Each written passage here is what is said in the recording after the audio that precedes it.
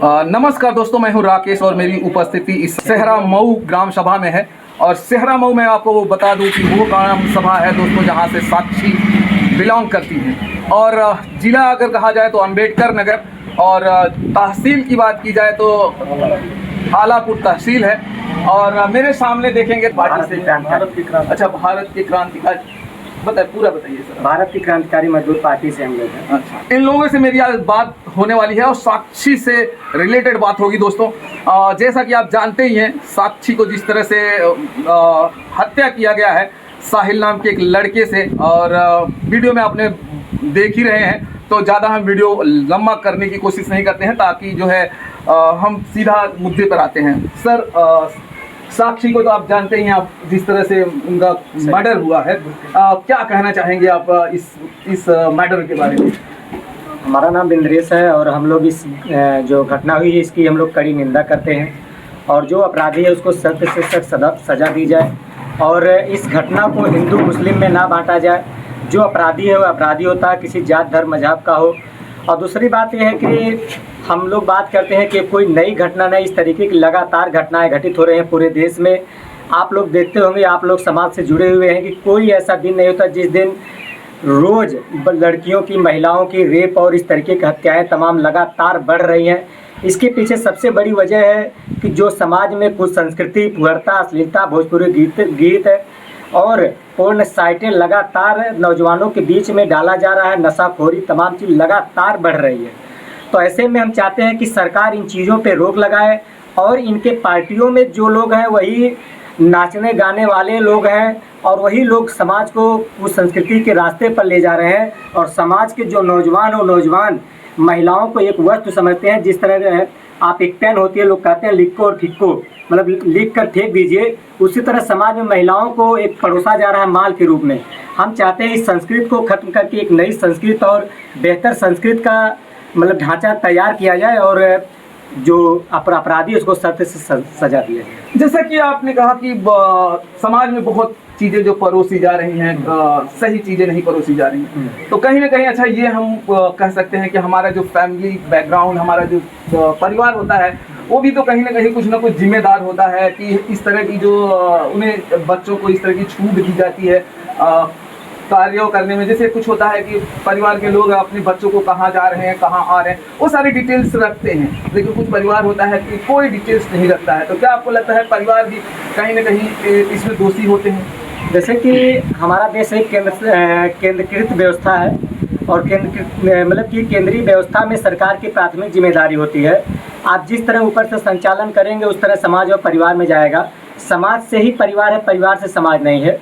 तो इस चीज़ को जिस तरह आप नींव, दीवार नहीं मेन होती, नींव मेन होती है, उसी तरह आप जब ऊपर से भोजपुरी गीत, संगीत, फुहरता, अश्लीलता आएगी तो आप अपने बच्चों को कैसे बचाएंगे? मान लीजिए कि कोई परिवार ऐसा हो जो अपने बच्चों को गाइड करता, सही चीज़ देता है, लेकिन आपके पड़ोस में डीजे बज रहा है, तो आप अपने बच्चों का, अपने लोगों का काम तो बंद नहीं करेंगे। इस तरीके की सबसे प्राथमिक जिम्मेदारी होती है सरकार की। जिस तरह के सेंसर बोर्ड होते हैं, अश्लील तमाम चीज़ें उससे पास कर दिया जाता है, जो गलत चीज़ें होती है और समाज में आके उसका दुष्प्रभाव पड़ता है। सर, ये जो भोजपुरी के गाने होते हैं, जो एल्बम बनते हैं, ये सेंसर पे नहीं जाते हैं, और अब आपको क्या लगता है कि इन सारी चीज़ों को, जो भी गाने हो, वो सेंसर पे जाके आनी चाहिए? एकदम बिल्कुल सेंसर पे ही आना चाहिए। सरकार की किस सही से शिनाख्त करनी चाहिए, और इस तरीके के जो भी गाने वाले हैं उन पर सख्त उन पर भी कार्रवाई करनी चाहिए। और कुछ लोग ऐसे नौजवान हैं बेरोजगारी के कारण, और समाज में उसका थोड़ा पब्लिसिटी मिलती है तो गलत चीज़ों को ज़्यादा वैल्यू देते हैं। तो सरकार इस पर नियंत्रण लगाए, और नियंत्रण लगाया जा सकता है, उसमें कोई दो राय नहीं। जैसा कि वीडियो में एकदम देखा जाता है कि साहिल जो है साक्षी को चाकू से गोद के मार रहा है, और उसके बाद पत्थरों से मारता है, पैरों से मारता है, सारा कुछ तो अपनी आंखों के सामने करता है, और वो उसका वीडियो भी जो है रिकॉर्ड हो जाता है। और इतना सब कुछ देखने के बाद भी अगर सरकार, क्या आपको लगता है कि न्याय बहुत जल्दी दे देगी?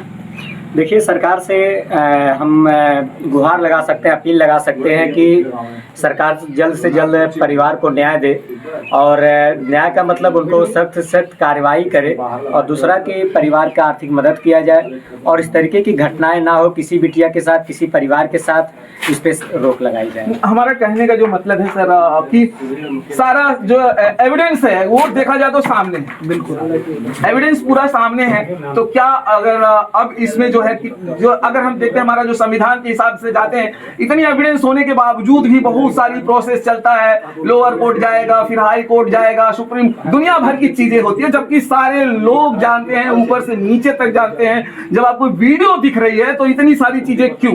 हमें लगता है कि थोड़ा जो है हमारा जो कानून है, थोड़ी सी संविधान में थोड़ी सी अगर कुछ परिवर्तन लाना चाहिए, जो हमें वीडियो फुटेज दिखे उसमें तो कम से कम जो है बहुत जल्दी जो है न्याय मिलनी चाहिए। हाँ, बहुत लचीला है, और हम चाहते हैं इसे पे कुछ मामलों में कठोर भी बनाना चाहिए, और इसमें कठोर कार्रवाई करनी चाहिए। और इस तरीके से जो लचीला भी आपने बताया कि lower court, supreme court, high court, इस तरीके का प्रोसेस ना हो। जब इस तरीके के साक्ष्य हमारे सामने, तो उस पर तत्काल कार्रवाई करनी चाहिए। अब आपको क्या लगता है, चाहे हमारे पूरे भारत की हम बातें कर लें, हमारी जो बेटियां हैं सुरक्षित हैं? नहीं, हमारे देश में तो बेटियां सुरक्षित नहीं हैं। और क्यों सुरक्षित नहीं, उसके पीछे एक ही कारण है कि जो अभी सरकार ने नारा दिया कि बेटी बचाओ बेटी पढ़ाओ, और लगातार वो छोटी बच्चियों से लेकर के 50 साल महिलाओं तक के रेप की घटनाएं हो रही हैं। हम लोग तो अभी केवल अपने अम्बेडकर नगर के ज़िले में हम रोज़ देख रहे हैं फ़ोन पे कि करीब 10 केसेस रोज़ हो रहे हैं, और इस पर कोई त्वरित कार्रवाई नहीं हो रही है। और इस पे समाज को भी आगे आना चाहिए, समाज को खुद जागरूक होना चाहिए, समाज को अपनी खुद टीमें, बच्ची लड़कियों की टीमें गठित करनी चाहिए, जो इस तरीके के सौदे हैं उनको तुरंत सबक सिखाना चाहिए। कहीं न कहीं हो सकता है कि हम लोग भी अपने बच्चों के साथ में ही अन्याय कर रहे हैं। उनकी जो चीजें चाहिए, जैसे बच्चा मांगेगा अगर मुझे ये चाहिए तो हम लाके दे देते हैं, लेकिन जब लड़कियां मांगती हैं तो उसको जो है हम लोग उसको ऊपर डांट फटकार लगाते हैं। और तो ये भी तो अगर एक तरह से देखा जाए तो हमारी बेटियों के साथ अन्याय हो रहा है। लेकिन कब आपको लगता है कि ये भारत में ये चीजें जो है खत्म हो जाएगी? ये तो हम लोगों के पार्टी द्वारा अगर हम बात करें तो हम लोग इस महिलाओं की टीम गठित भी कर रहे हैं, और हम लोग समाज में जागरूकता अभियान भी चला रहे हैं, और पुरुषों महिलाओं को एक साथ लेकर के हम बताते हैं कि दोनों की ज़रूरत एक समान है, और दोनों लोगों को शिक्षित प्रशिक्षित किया जाए, और दोनों लोगों को एक समान व्यवस्था किया जाए, और दोनों लोगों को हक अधिकार बराबर दिया जाए। तो चलिए दोस्तों, हमारा जो वीडियो होगा अब हम यहाँ पे समाप्त करेंगे, और फिर मिलेंगे हम किसी और से। जय भारत, जय हिंद।